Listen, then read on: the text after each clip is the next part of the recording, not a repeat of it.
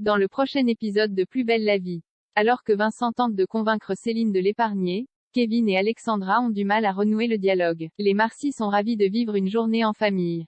Attention, les paragraphes qui suivent contiennent des spoilers sur l'épisode de Plus belle la vie diffusé demain soir sur France 3. Vincent et Céline se remettent ensemble à l'aide de son pentacle. Livia continue de manipuler Céline pour qu'elle tue Vincent. Ariane l'entend marmonner dans sa barbe et demande des renforts pour réussir à lui retirer l'objet. De son côté, Vincent convainc Céline qu'elle est sous emprise de Livia, lui rappelant la veille, quand elle a voulu sauter de la corniche. Il ajoute qu'elle est la femme de sa vie. Pour lui prouver qu'il dit la vérité, il lui désigne la lettre d'amour qu'il venait de lui écrire.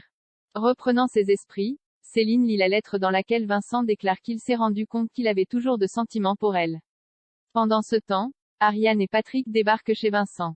En entrant dans sa chambre, ils le surprennent en train de faire l'amour avec Céline.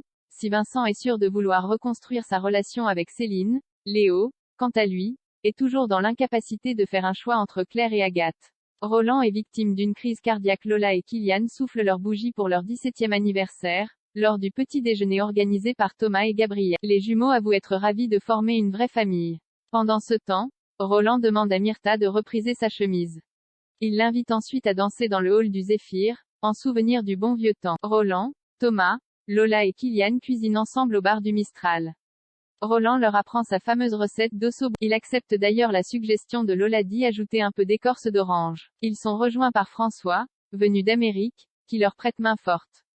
Lola décide alors d'immortaliser ce moment par un selfie. Rejoints par leur invité, les Marcy s'installent à table au bar du Mistral pour partager le repas tous ensemble. François invite Blanche et les enfants chez lui pour Noël. Thomas et Gabriel s'avèrent être les plus. Lola raconte ses vacances d'été à Noé pendant que Kylian sert les cafés.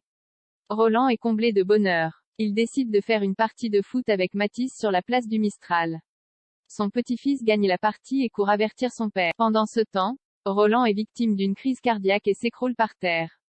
Kevin renoue le dialogue avec Alexandra. Kevin raconte à Baptiste le râteau qu'il s'est pris par Alexandra. Néanmoins, le jeune homme est déterminé à trouver une solution.